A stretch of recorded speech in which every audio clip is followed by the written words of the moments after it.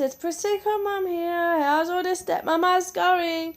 So today I thought that I'll come on and talk about 10 things stepmoms would never tell a birth mum, but what we should tell them. Okay, so let's just get straight into it. I'm a stepmom, as you all know.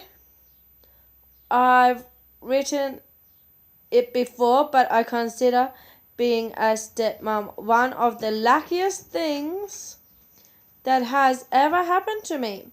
Some of you other stepmoms out there aren't so lucky. Sorry about my voice. And for whatever reasons, you have bio mums who you just can't get along with, and you just can't get along with you. Being a stepmom can be amazingly difficult, especially when you don't have the support of the bio mum,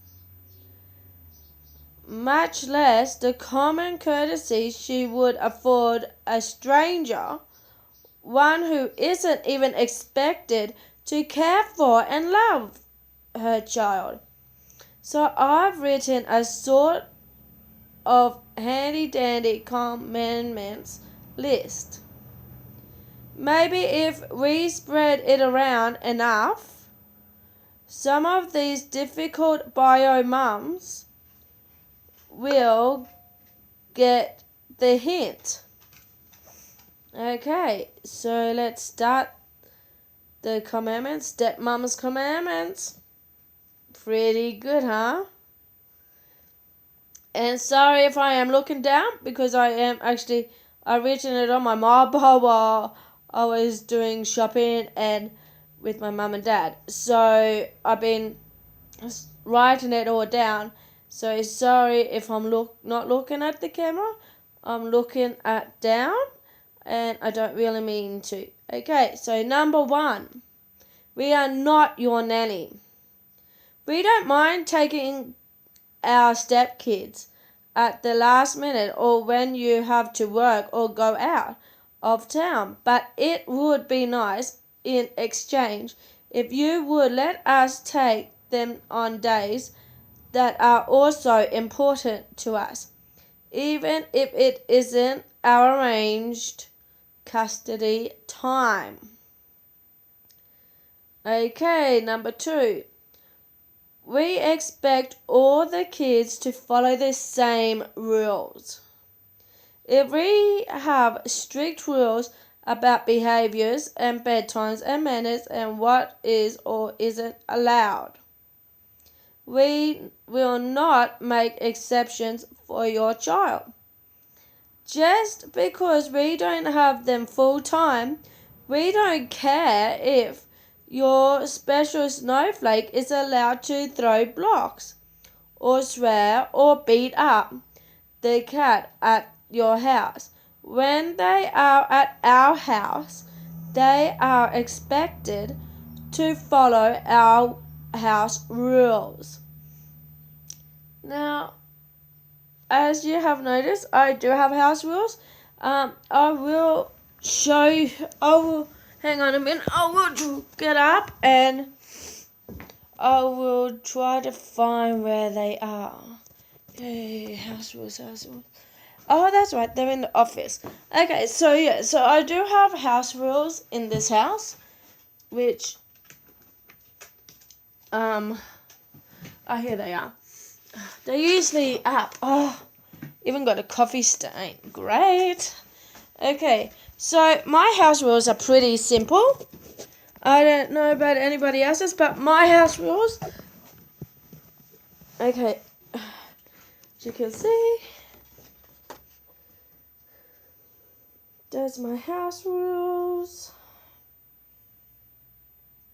So my house rules are pretty simple to go on. Like, listen to and respect your elders without backtalk, whining or complaining or throwing a fit. Number 2, respect family and friends. Share, keep our hands on our own bodies. No kicking. Be polite. Use nice and kind words. 3, tell the truth. I do not like anybody lying in my house. If you're lying, you do get time out. I do not take lying easily. Just in case anybody doesn't know that about me. Number 4, take care of yourself and your body. Make healthy food choices. Brush your teeth. Keep yourself clean. Get dressed and ready for school, if they did go to school here. Go to bed on time. So our rules about going to bed, well, Mark and Shauna is 5 and 6 years old.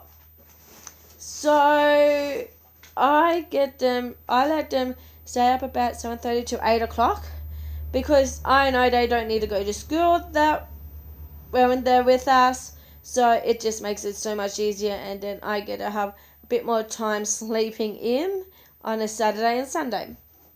Number 5, keep a safe and clean home. Clean up after eating. Put your toys away. Put dirty clothes in the hamper. No climbing or jumping inside. I will not let any of the kids jump on my lounge because my lounge is pretty old and it wouldn't surprise me if it would break. So yeah. Number 6, take care of our things and respect each other's property. Now this is a big one for me. They have their own responsibilities and they have to respect each other's toys. So number 6 for that is be grateful for what we have. Ask permission to use something that doesn't belong to you. Play gently. Put your things away. Number 7, look for ways to be kind and helpful to each other. Number 8, use please and thank you. Now number 8 is definitely a yes. If you do not say please and thank you, well, don't ask me to give you any treats or anything. Okay, so let's get back to our commandments. So that was my rules, my house rules, and my husband also obeys them as well. Okay, so number 3, we won't speak poorly of you. We expect the same courtesy.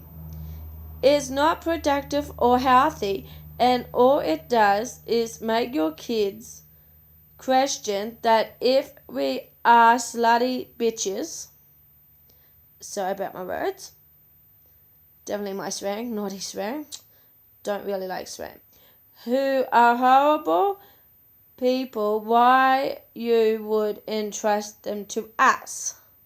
Now that's a good one because I've been called a slut. I have been called that when my husband and I first got together. I've been called that by the ex-wife, and she, so why would you trust somebody if you're calling them that name? That does not work for me. If you call me by that name, excuse me, go and ask why, because the thing is, if you trust me with your kids, you would not be doing that to me.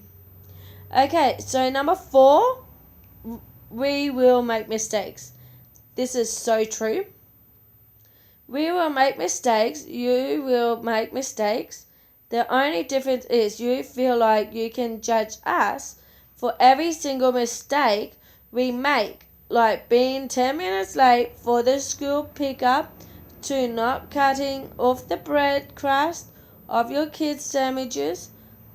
Think before criticizing us, because do you really like when someone makes you feel like garbage for a simple mistake? Now I know this is so true because sometimes we do get a phone call and say, it's like stupid little things from from the bio mom. Like, let's see, oh, did you brush the kids' teeth this weekend? Because it looks like that you didn't. I mean, hello? Where did that come from? I do not know. Okay, so number 5 in the stepmom's commandment. We need to be kept informed. This is true because who knows what's going to happen. We don't know what's happening there. She doesn't know what's happening here. Okay. The kid is having trouble in school. Has started wetting the bed. Has head lice or strep throat, or is now terrified of clowns. We need to know these things so we can act accordingly. Now, I totally know how this is feeling because my stepdaughter Megan, who is 11 or 12 years old, when she was 9 years old, she used to wet her bed a lot. And I asked her once, why do you wet your bed? And she goes, oh, because it's too cold to get up.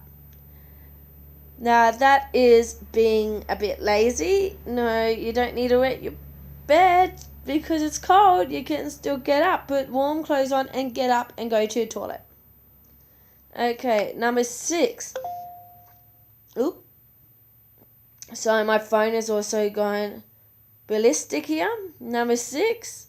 You don't have to like us, but please be cordial. Okay, whatever. That's what I've written. Please be cordial. Okay. You may dislike us intensely, but please, when you see us in public, try not to go out of your way to display it. You don't have to greet us warmly, but a simple nod and smile would suffice, especially if the children are present. That is so true because we've got one bio mum. Like, we've got 3 bio mums. I know, way too many. But we've got one bio mum and she's a loudmouth. So she will yell it out like, why haven't you seen your daughter? Or why blah blah blah blah, you know? Way out loud, like try to embarrass the father of the child. Now that is so wrong. You don't try to go out of your way to embarrass people. No. Okay, so number 7. Oh, sorry, now I got an itchy nose. Whoops. Number 7. We are not your ex-partner. I'm sorry your marriage or your partnership ended. It's sad when this happens, but just because you have a pile of bad voodoo with your ex, don't make the mistake of thinking we are the same person as they are. Just because you share history with them and now they share history with us, that doesn't mean that we are exactly like them. Now, this is so true because we've had that problem with the bio mums that, like, oh, you remember when you did this, or you remember when you did that, you know, like those kind of things. Oh yeah, you usually do this all the time. Well, no, my husband is not like that anymore. My husband is like this. He's with me. It's different, not with anybody else. He's with me. So, of course, it's going to be different in everybody who has a different relationship. So, even though that you have been with him as a husband or in a relationship with my husband, it doesn't mean that he It's the same in our marriage, in our relationship. It's not the same. It always changes. I remember when I had boyfriends, and in relationships. Well, my relationship with my husband and I, it's so much different than having a relationship with my exes. So yeah, so it is different. I don't care, but it is true. It is different. Okay, number 8. You need to get over it. This is so true. Your relationship ended. It probably ended badly. It may have ended due to infidelity or any number of reasons. But you need to get over it, especially if more than a few years have passed. I'm pretty sure your life isn't over. You can still find someone new and amazing who will make you incredibly happy, but not if all you do is sit around playing with your ex-husband voodoo doll. Don't do it for their sake or for their new partner's sake. Partner's sake. Couldn't say it probably because two S's. Okay. But do it for your sake. Because you deserve to be happy. That is so true. Right now, because I'm pretty sure that the ex-wife is not over my husband. It's been 5 years. And she is still playing these stupid games. And trying to get her other children to call him dad instead of just Mark and Shauna. So I totally do feel that still happens to me and my partner. Okay, so number 9. Oh, we're nearly there. Oh, I don't want to give it up. Oh no. Sorry, number 9. The kids are the most important thing. This is really, really true. They are important. We all have baggage and personal demons and psychological, logical voodoo and hurt feelings. And we all get annoyed with each other on occasion. But despite all of this, we need to always put the kids first. You won't enjoy seeing me at your kids' soccer game, but you will smile politely and act accordingly for the sake of the kid. I won't like the evil glares your relatives give me at high school graduations, but I won't make a scene in front of our kids. That is so true. I totally won't make a scene. I will go. I will be nice. I will say hello. I will even smile at you. And I will even say, look what our children have done. Aren't we happy with it? This is so beautiful. So, yep. I definitely give that a big tick. Number 10. We will never be you. That is for sure. I don't want to be the ex-wife. No, I don't want to be them. Totally not. We will never try to take your place or forget that you are the mum, because there is only one you. All we want is to share in the life of your kid as much as they want us to. We want the same things you do, for them to grow up healthy and happy and to make a difference in this world. We don't want to replace you. You will always be their mum. We will always be their stepmom or bonus mum or extra mum. And we are totally okay with that. I am totally okay with that. So, yeah. So, as you can see, they are 10 things a stepmom would never tell a birth mum but should. I think that we should. What about you? Okay, so bye for now and thank you for listening. Bye.